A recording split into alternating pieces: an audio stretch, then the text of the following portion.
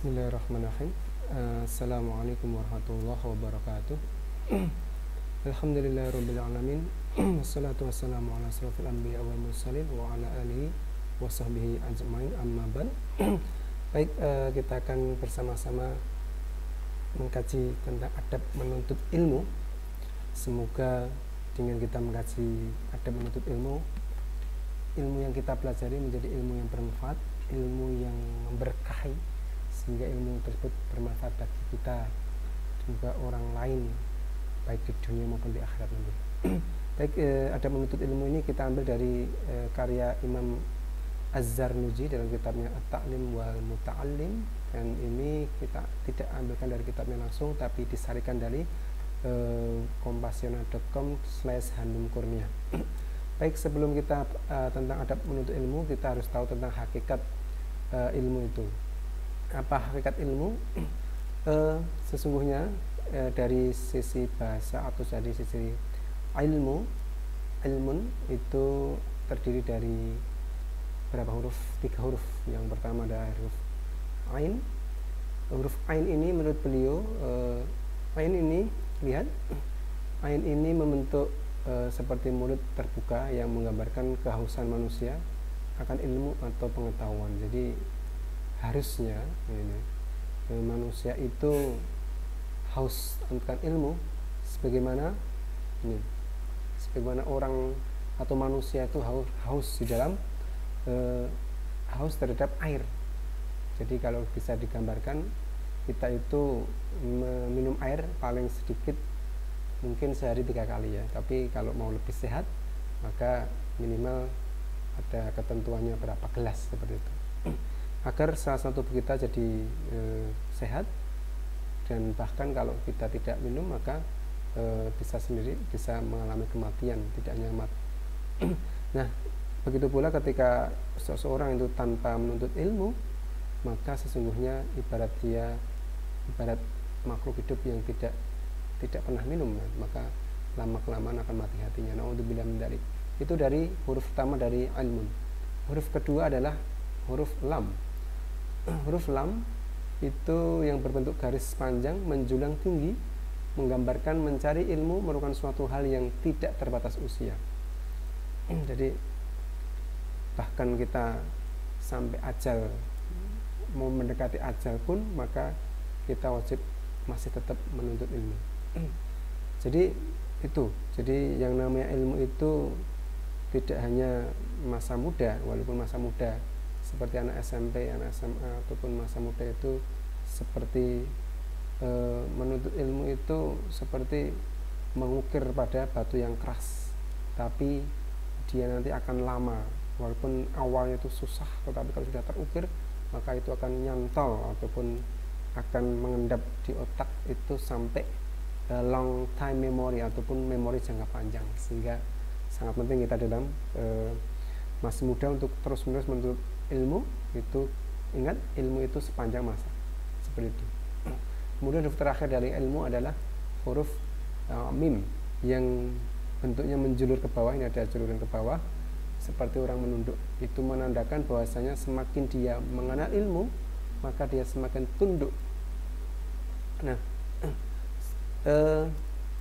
ibarat ini tanaman padi itu semakin berisi, awalnya bunga itu masih, ketika berbentuk bunga kemudian terbentuk biji yang masih muda, maka dia akan masih tegak, tetapi lama-lama semakin banyak ilmunya, maka seperti padi ini semakin berisi dengan biji yang bagus, maka akan semakin merunduk.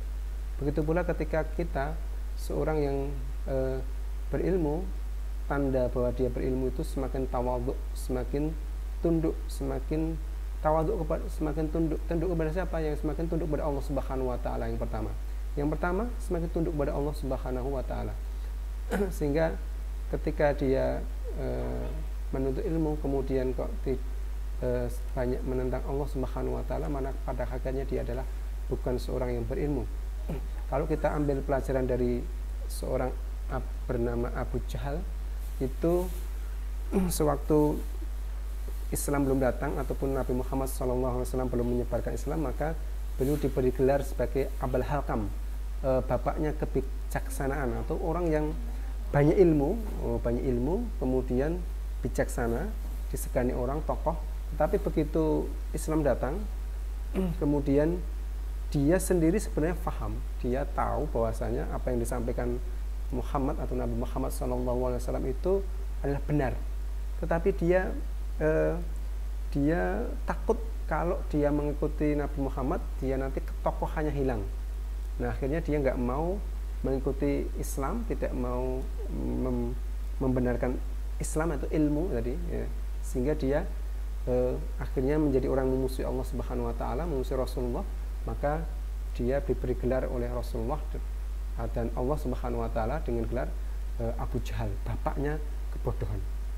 Padahal secara ilmu dunia, secara itu cerdas, tapi karena memang ilmu yang terpenting, yang terbesar adalah mengenal Allah, yaitu ilmu agama dinul Islam itu, maka sesungguhnya kalau dia tidak paham dengan hakikat dia itu diciptakan yaitu untuk menyembah Allah, untuk tunduk pada Allah, maka sesungguhnya sebesar-besar kebodohan adalah sebesar-besar kebodohan atau tidak berilmu adalah ketika dia tidak mengenal Allah, tidak mengenal Islam, tidak sholat, dan tidak mengenal agama. Sesungguhnya dia adalah sebesar-besar kebodohan.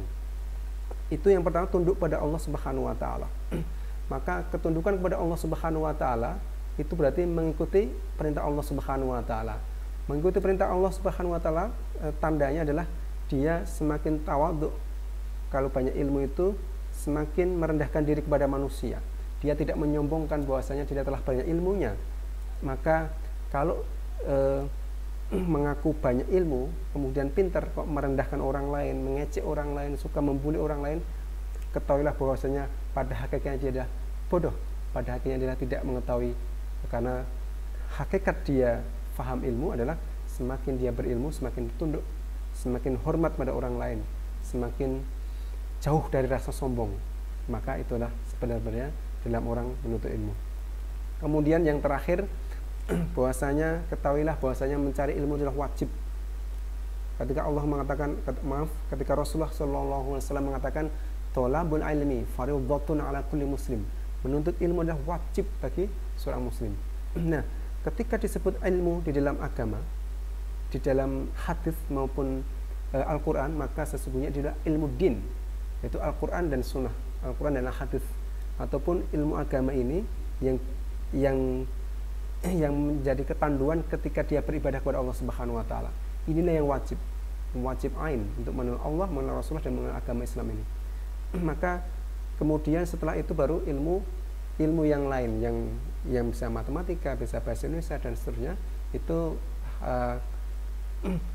statusnya adalah fardu kifayah, yang banyak orang sudah mempelajari. Maka ketika dia tidak mempelajari, misalnya dia tidak paham matematika dan dia tidak berdosa. Tetapi ketika dia tidak paham tentang bagaimana cara menyembah Allah, bagaimana agama yang diridhai Allah yaitu Islam, tidak mengenal Islam, maka sesungguhnya dia berdosa sampai dia belajar dan menerima Islam.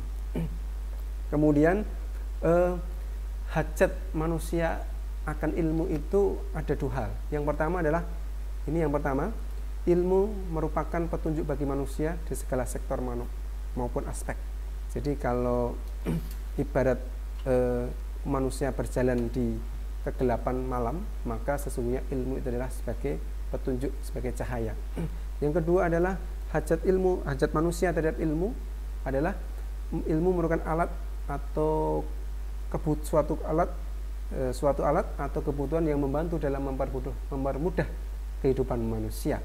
Sehingga ketika hidupnya sulit berarti dia tidak berilmu. Kalau dia ada masalah kok tidak bisa menyelesaikan karena dia kurang ilmu. Kemudian dia sedih kok tidak bisa membuat dia bahagia, maka sesungguhnya dia kurang ilmu. Kemudian ada perselisihan kok kemudian dia tidak bisa menyelesaikan dengan baik, maka karena dia kurang ilmu. Maka sesungguhnya ilmu itu adalah wajib. Ilmu yaitu ilmu yang bisa mendekatkan diri kepada Allah Subhanahu Wa Taala, untuk memperbanyak ibadah kepada Allah Subhanahu Wa Taala, baik itu ibadah kepada Allah Subhanahu Wa Taala maupun ibadah yang sifatnya adalah ibadah muamalah kepada manusia. Ibadah manusia itu berarti menghormati manusia, membantu manusia.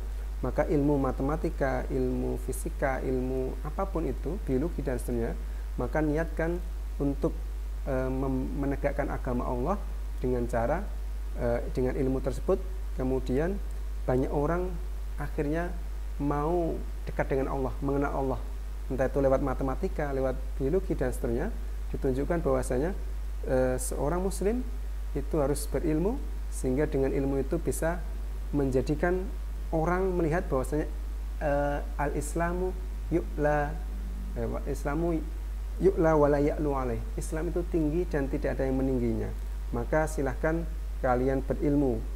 Di dalam ilmu Islam ini dikuasai, setelah dikuasai yang wajib yang ibadah kepada Allah Subhanahu wa taala, ilmu tentang mengenal Allah, kemudian topang pula ilmu fardu kifayah, keahlian di ilmu dunia, entah itu matematik, entah itu biologi, entah itu ilmu-ilmu profesional yang lain, untuk menunjukkan bahwasanya Islam itu tinggi dan tidak ada yang meningginya.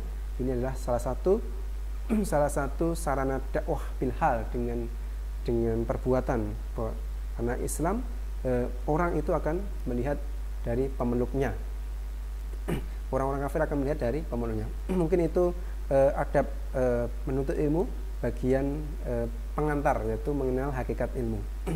Kita sambung pada episode yang lain. Billahi taufiq wal hidayah. Wassalamualaikum warahmatullahi wabarakatuh.